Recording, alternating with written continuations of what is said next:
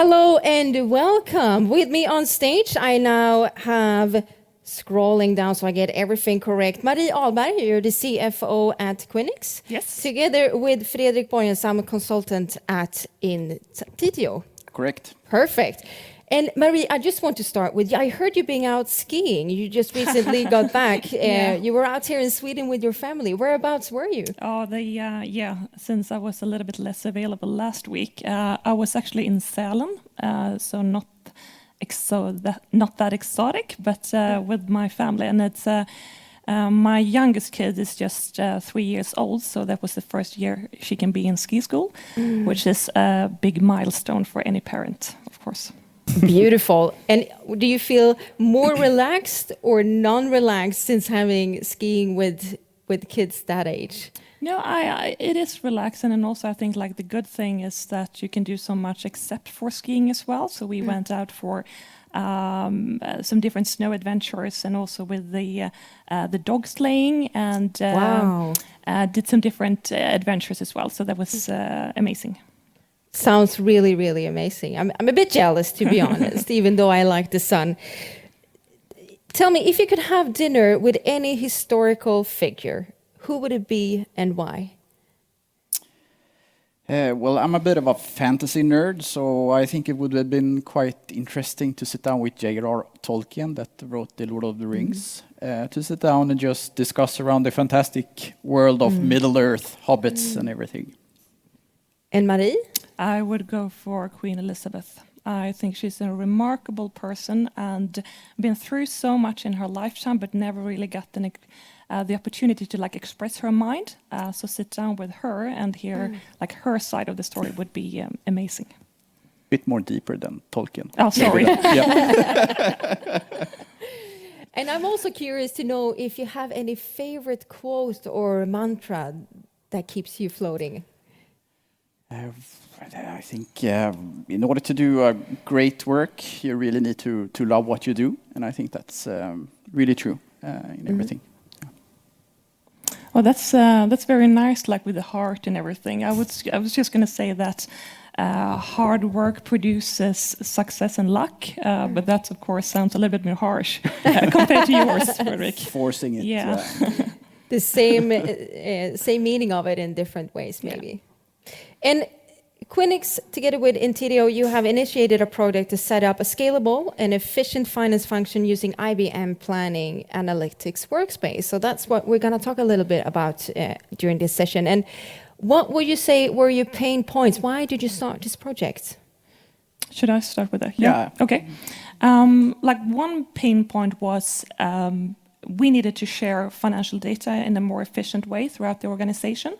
And that was driven both by pure growth or size of the organization, with more budget owners and stakeholders needing financial information to make data-driven decisions.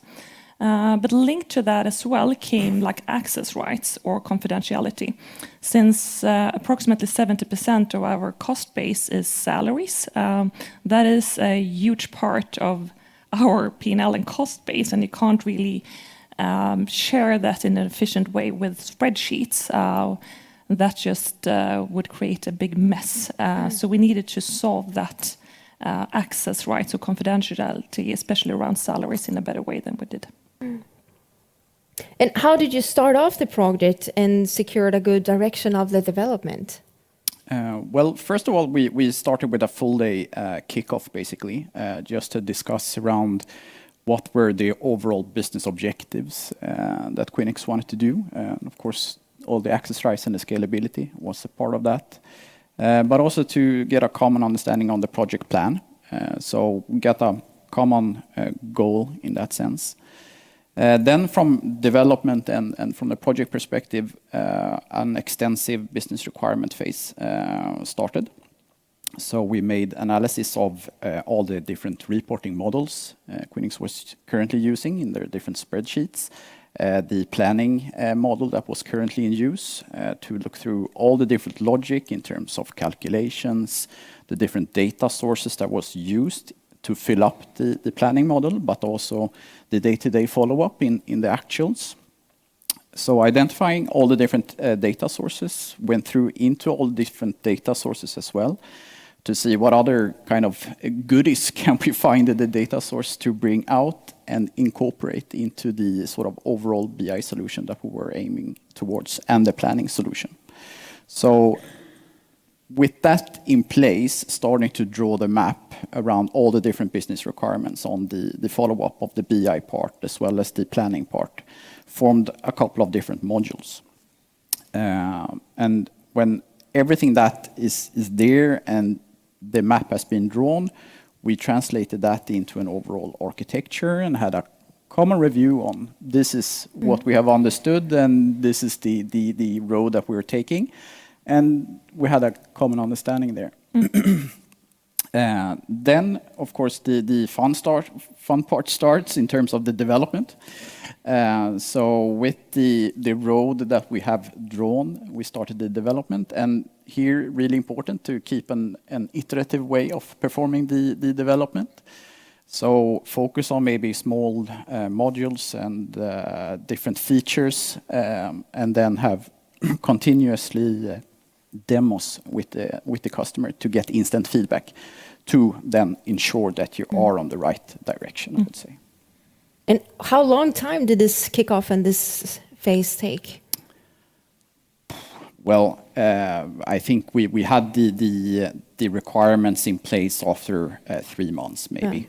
Not full time, of course, but... And what were the main benefits you saw?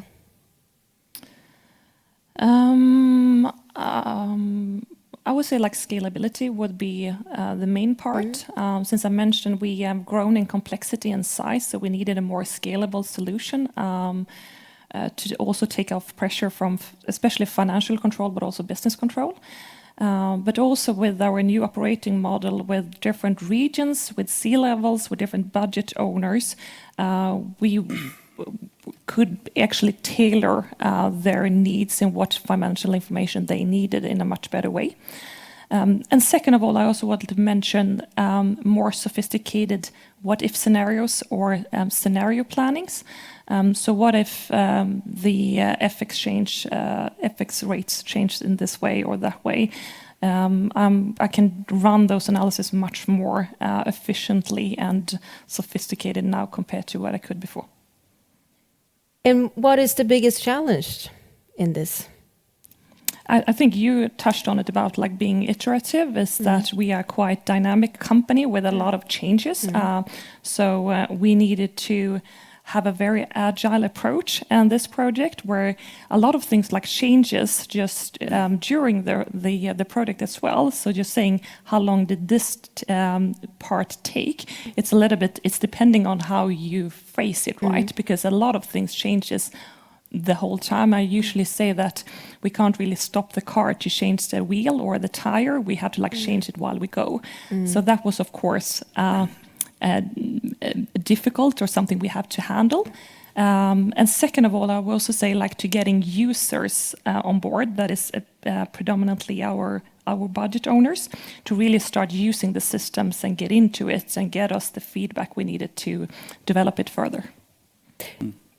And what effects have you seen already? More scalability, more sophisticated analysis.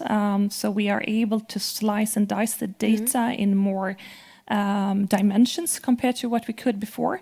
And overall, I'd say like the use of financial data in decision making in the organization, since it's more readily available for everyone, is of course increased as well. Yeah, I mean, we put a lot of effort into incorporating as much details as possible into the system to really get this good transparency in the numbers. So, for instance, now we can look at the P&L from a consolidated perspective and drill down to the lowest invoice level and get the actual invoice up, which is quite powerful when you're doing the analysis, I would say. And you're touching upon it, the success factors during development and implementations. Is it this you would say, or are there more? Yeah, of course, it comes to what you, of course, enable in the end and everything. But I would say A success factor is, of course, to find a partner that is not only very skilled in the technique and the system itself, but it also has a strong business knowledge. Have you a good business knowledge together with the good system knowledge as well? You can ask the right questions. You can foresee changes. You can then easily adapt a solution, and the whole system becomes more scalable and flexible, I would say. And then, like Marie said, with evolving business, you need to have the scalability and flexibility. And tell me, what are the next steps? Well, from the platform perspective, there are basically no limitations.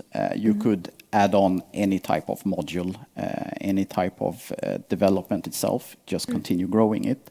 It could be like the CSRD reporting, incorporating that, or a working capital module, for instance, or continue growing with the sales forecasting module itself.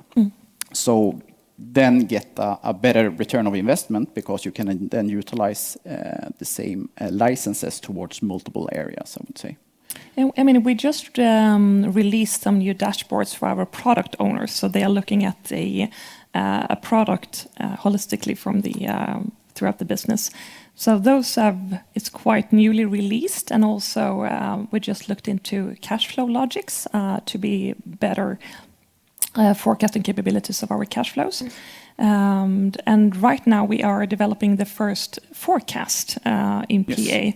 We did the budget for this year, but this is the first forecast we're producing. So that's going to be exciting as well. Yeah. So we're fully ahead on setting up all the logic when it comes to the forecasting and the cash balance estimate, I would say. Yeah. Perfect. And lastly, do you have any good advice to someone that is about to start the same journey as you have?